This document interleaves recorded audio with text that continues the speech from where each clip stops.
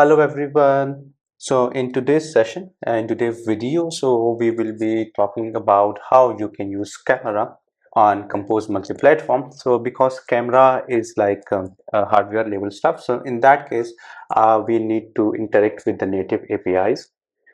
So first of all, let's start with the template.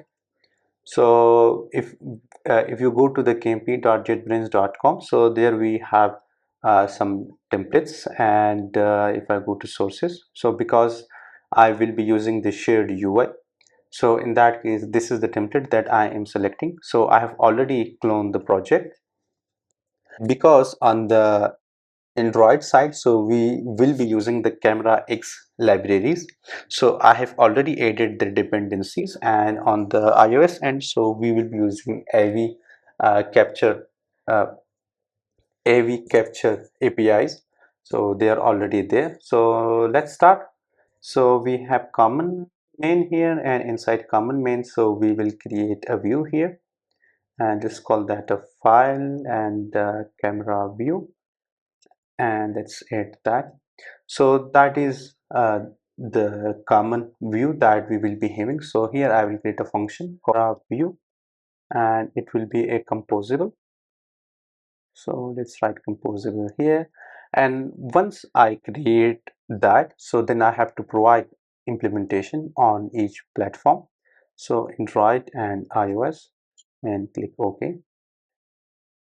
So as you can see that we have a camera view function created here in the iOS man, and we also have the Android view.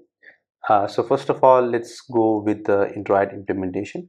So here we will be following the simplest implementation that we can have, and we will not check for permissions. I will add the code later, but just for simplicity now, so we will be allowing or adding the permissions on the app manually. So let's do that. So while first of all we need a context, so is equal to local context dot current, and then we need lifecycle owner for the use case.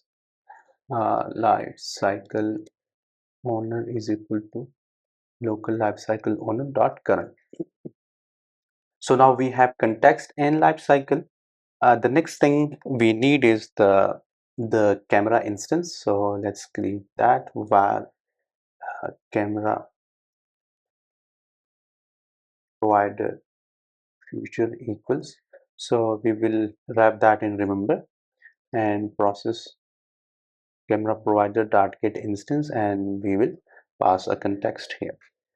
After that, we need a preview view where we will be feeding our the camera data. So let's have a preview view equals remember and preview view, and that's we have context. Then we can have Android view. So we have a factory. I think okay. No. So we have the first thing for the factory that we can have is preview view,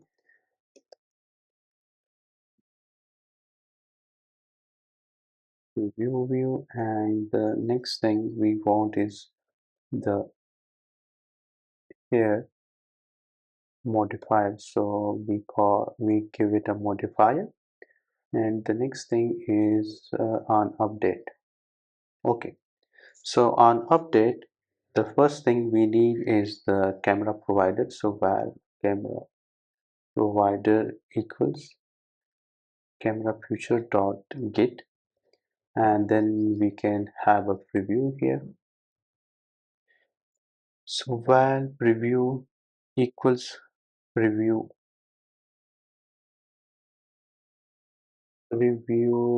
that should be from the camera dot builder dot build, and then we can have preview dot set service provider, and it will be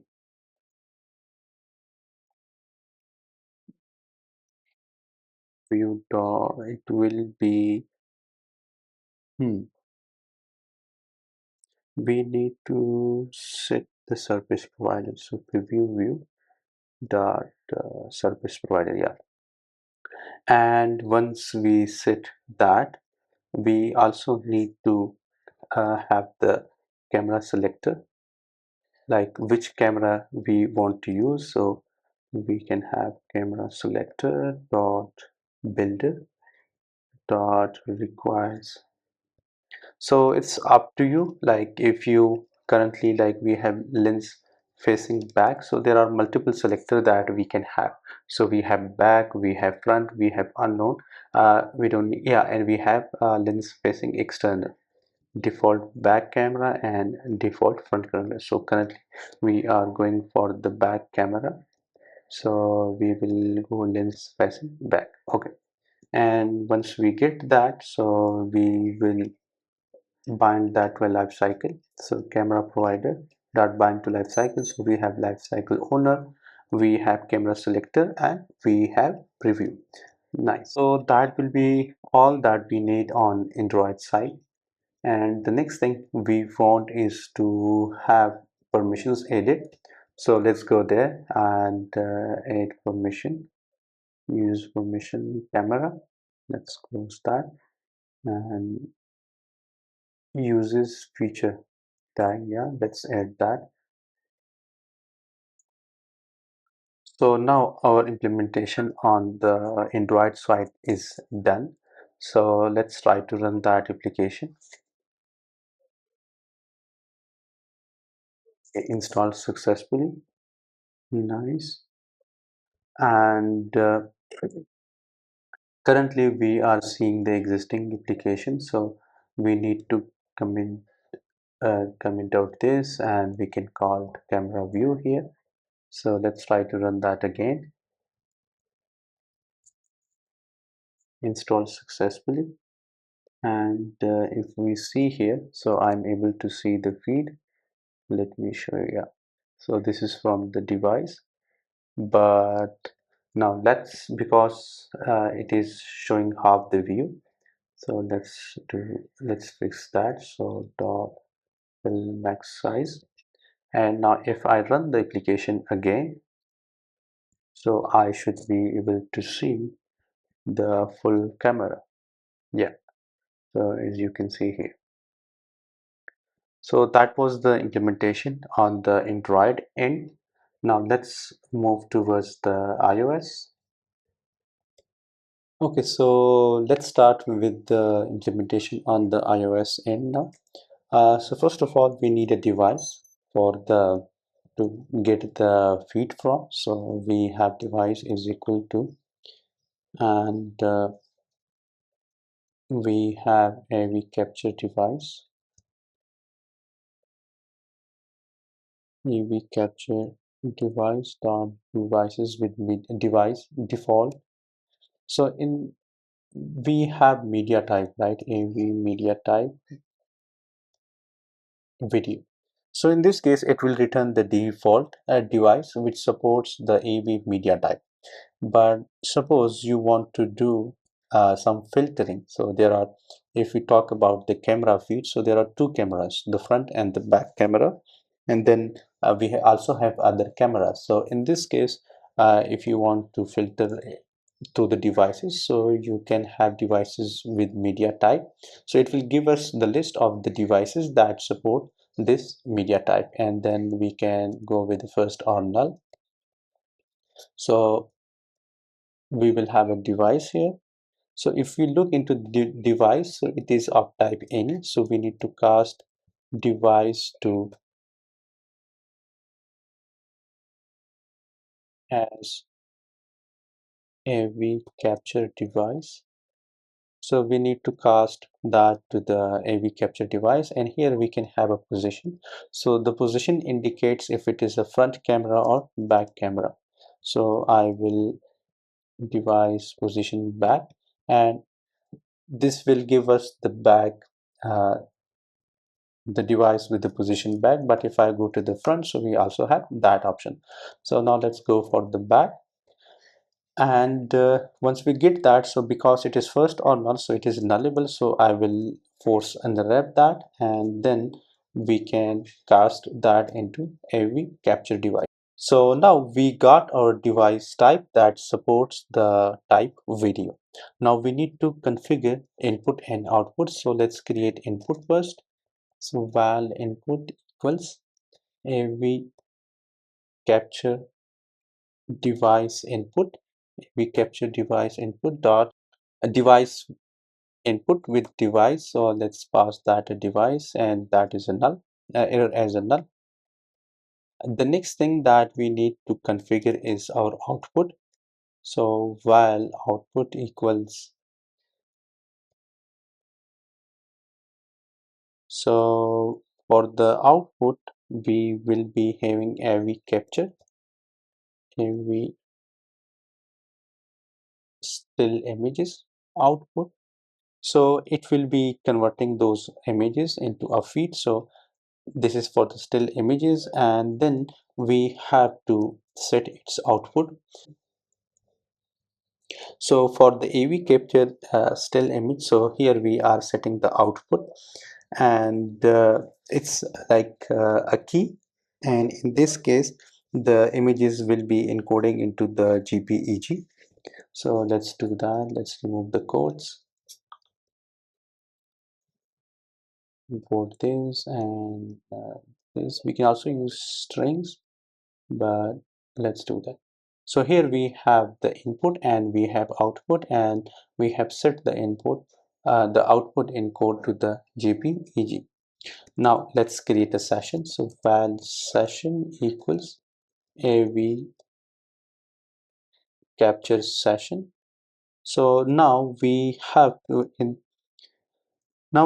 to set the session preset. So the preset, that is like a constant value uh, which shows the quality level of the output. So session preset is equal to, so in this case we will be setting that to the AV capture photo reset. So in this case it will do the configuration and will create output that is of high resolution. So we set that. So once we, and then we have to add the input and session dot add output. So now our session is ready. So we have add the input, output, and we have a device. Now we need a preview layer where we will be showing the camera feed. So let's create a camera preview layer is equal to remember, and then we will create a AV capture video preview layer, and here we will be passing our session. So we pass that as session, and now we need to inflate that, we need to add this layer somewhere. So for that we will be using the UI kit view. So the UI kit view, it allows you to inflate the UI kit views inside from composable function. So let's try to look into its parameters. So first of all, it needs modifier. So we will give it a fill max size.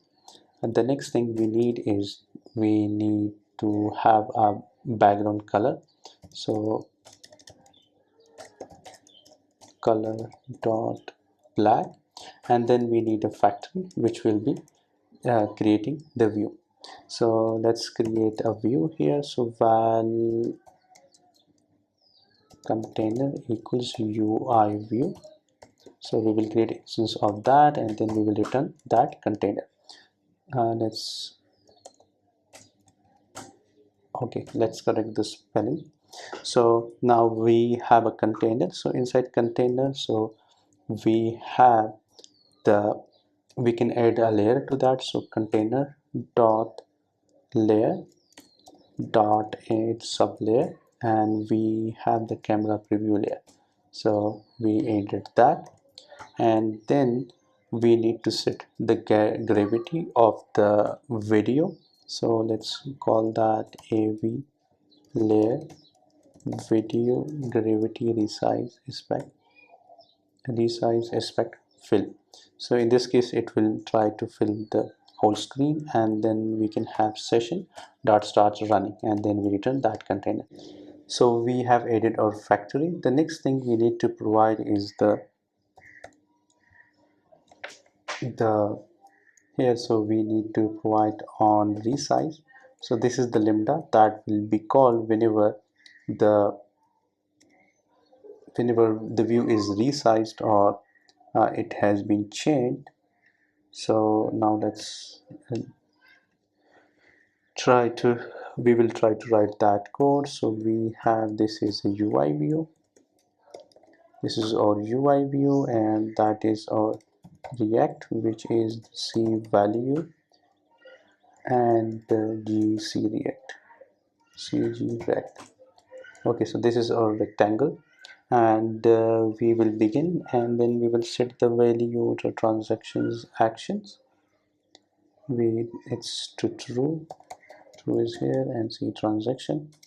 So we did that, and then after that, so we set the value, and then we have to set the frame. So view container dot set frame, so it will be rect, and then we have camera preview dot frame dot set frame,